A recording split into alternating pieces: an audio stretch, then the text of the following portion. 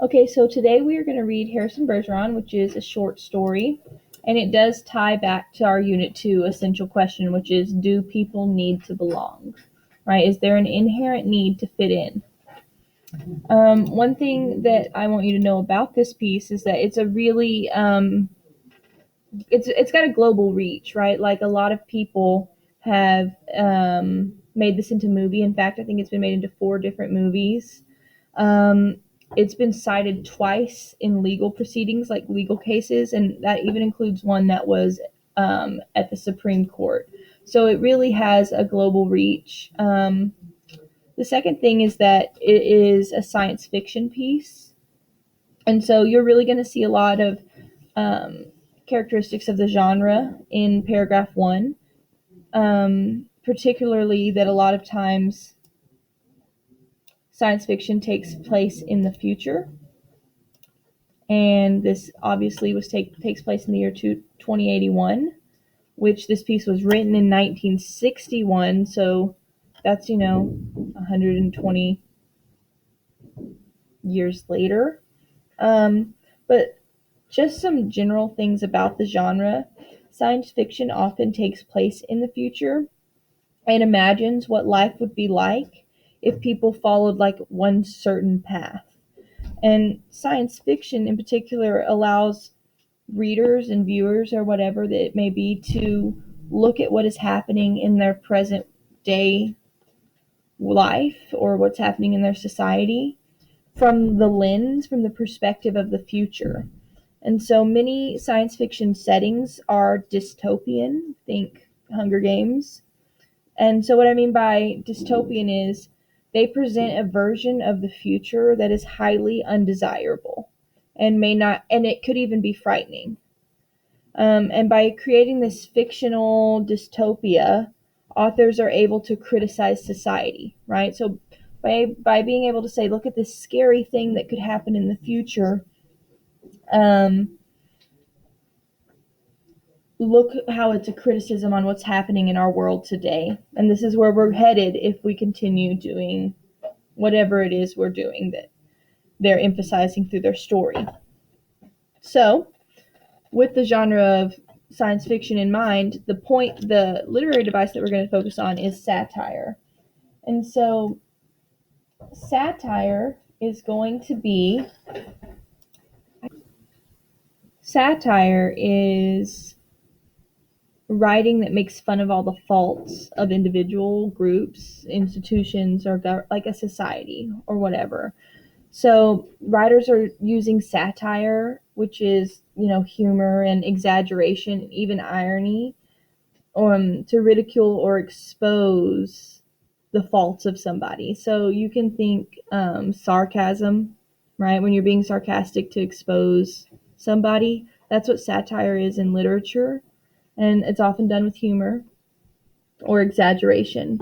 So we're going to read through this, and particularly in the first paragraph, I want you to pay attention to things for the science fiction genre. And also in the first 2, I want you to kind of look at the faults that the author is trying to say is in this society, right? So without further ado, Harrison Bergeron. The year was 2081 and everybody was finally equal. They weren't only equal before God and the law, they were equal every which way. Nobody was smarter than anybody else. Nobody was better looking than anybody else. Nobody was stronger or quicker than anybody else. All this equality was due to the 211th, 212th, and 213th Amendments to the Constitution, and to the unceasing vigilance of agents of the United States Handicapper General.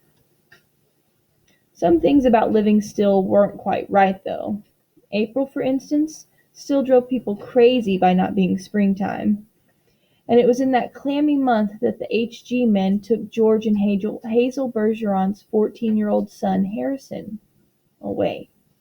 HG men must be handicapper general men. It was tragic, all right, but George and Hazel couldn't think about it very hard. Hazel had a perfectly average intelligence, which meant she couldn't think about anything except in short bursts.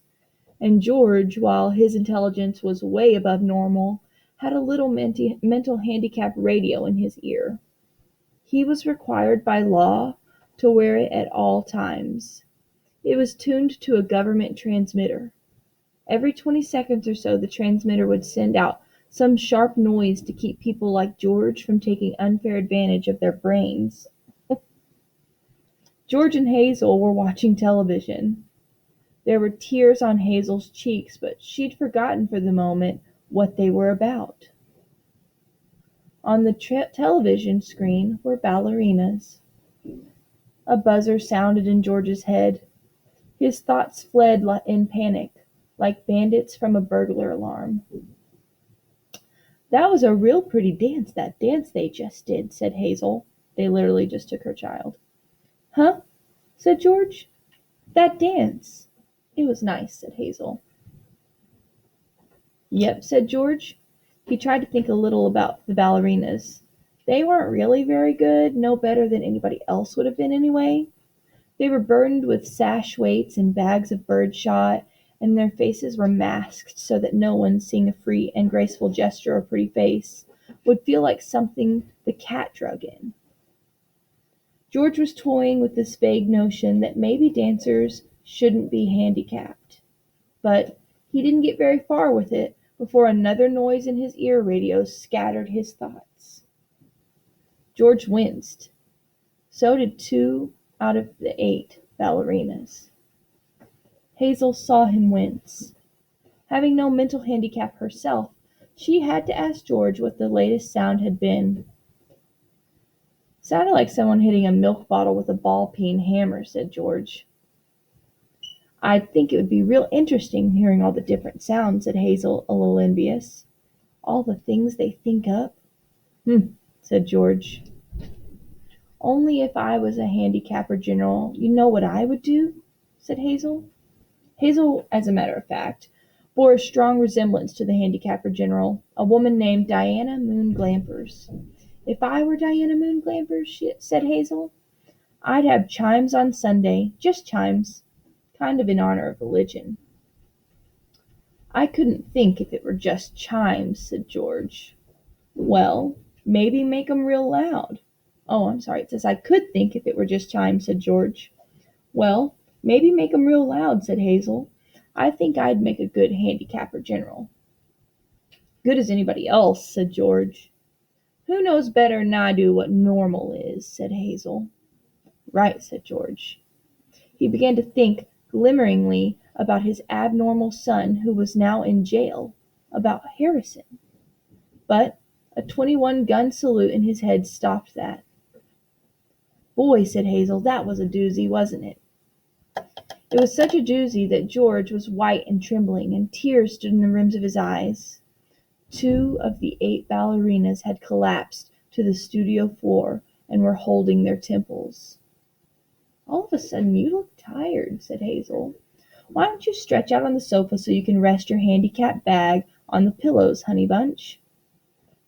She was referring to the 47 pounds of birdshot in a canvas bag, which was padlocked around George's neck. "Go on and rest the bag for a little while," she said. "I don't care if you're not equal to me for a while." George weighed the bags with his hands. "I don't mind it," he said. "I don't notice it anymore. It's just a part of me." "You've been so tired lately. Kind of wore out," said Hazel. "If there was just some way we could make a little hole in the bottom of the bag and just take a few of them lead balls out. Just a few." 2 years in prison and $2,000 fine for every ball I take out," said George. "I don't call that a bargain." "If you could just take a few out when you come home from work," said Hazel. "I mean, you don't compete with anybody around here. You just sit around." "If I tried to get away with it," said George, "then other people would get away with it, and pretty soon we'd be right back in the dark ages again, with everybody competing against everybody else. You wouldn't like that, would you?" "I'd hate it," said Hazel. "There you are," said George. "The minute people start cheating on laws, what do you think happens in society?" If Hazel hadn't been able to come up with an answer to this question, George couldn't have supplied one. A siren was going off in his head. "Reckon it'd fall all apart," said Hazel. "What would?" said George blankly. "Society?" said Hazel uncertainly. "Wasn't that what you just said?" "Who knows?" said George. The television program was suddenly interrupted for a news bulletin. It wasn't clear at first as to what the bulletin was about, since the announcer, like all announcers, had a serious speech impediment.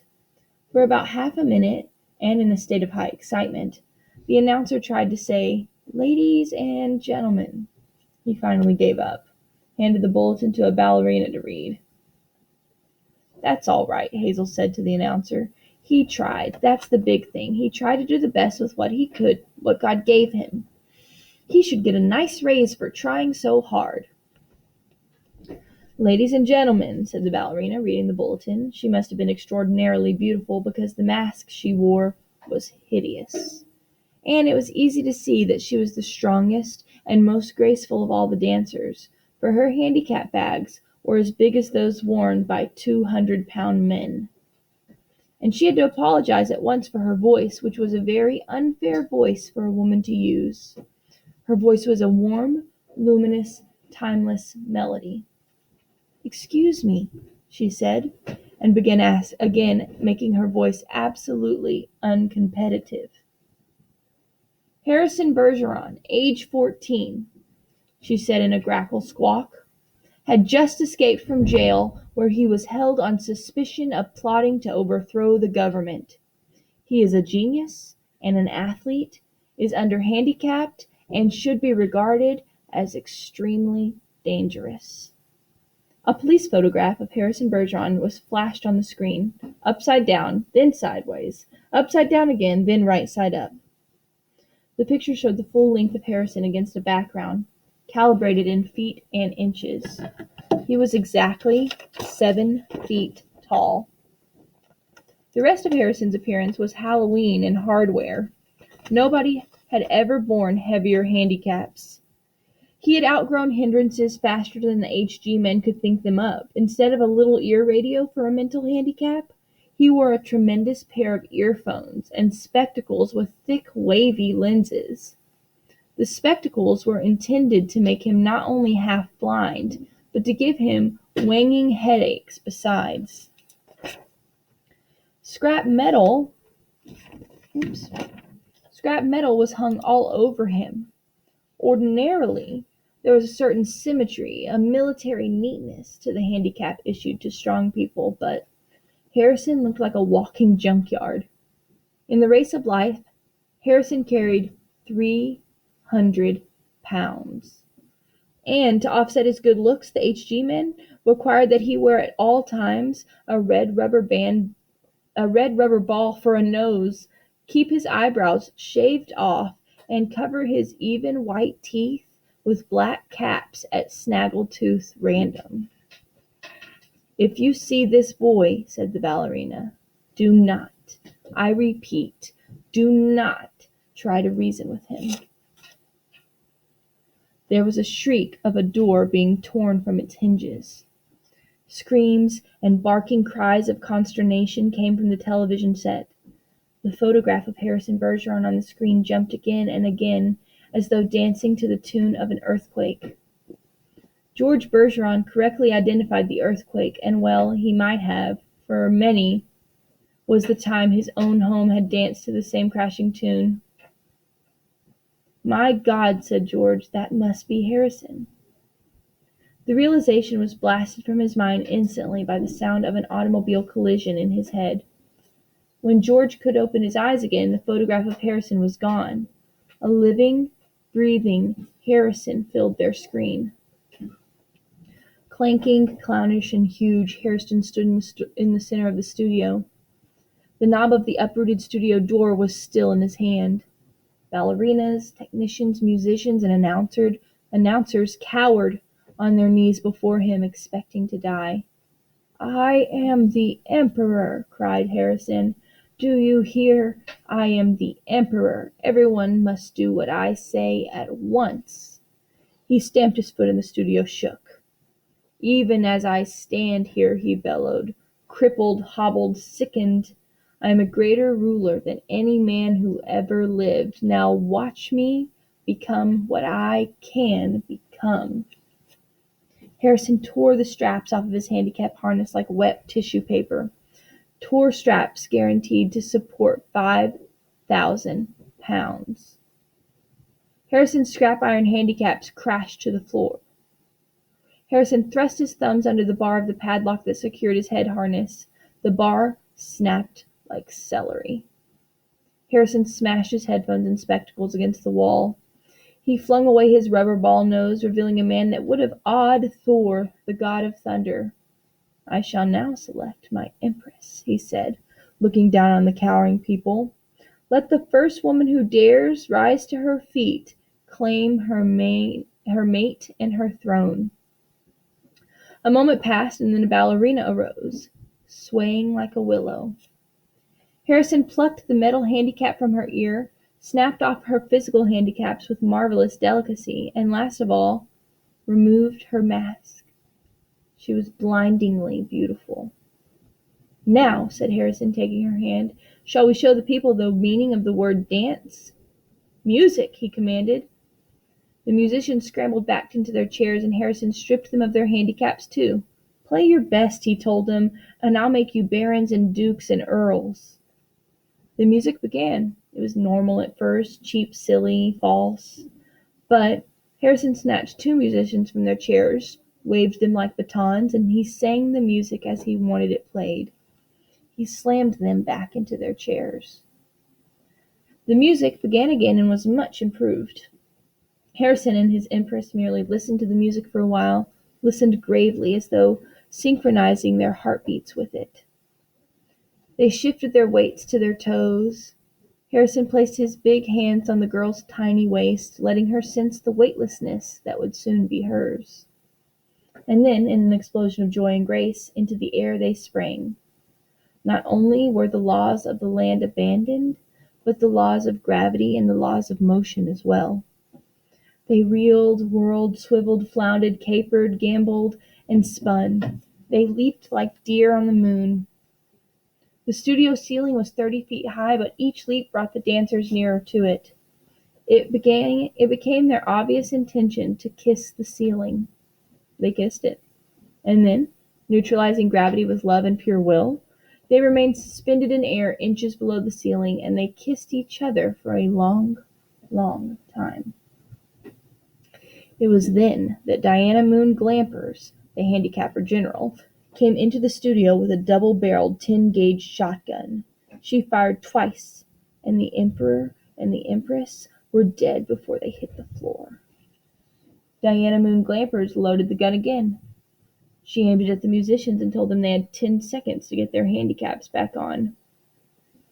And it was then that the Bergeron's television tube burned out. Hazel turned to comment about the blackout to George, but George had gone out of the kitchen for a can of beer. George came back in with the beer, paused while a handicap signal shook him up, and then he sat down again. "You been crying?" he said to Hazel. "Yep," she said. "What about?" he asked. "I forget," she said. "Something real sad on television. Yeah, their kid was just killed." "What was it?" he said. "It's all kinds of mixed up in my mind," said Hazel. "Forget sad things," said George. "I always do," said Hazel. "That's my girl," said George. He winced. There was a sound of a riveting gun in his head. "Gee, I could tell that one was a doozy," said Hazel. "You can say that again," said George. "Gee," said Hazel, "I could tell that one was a doozy."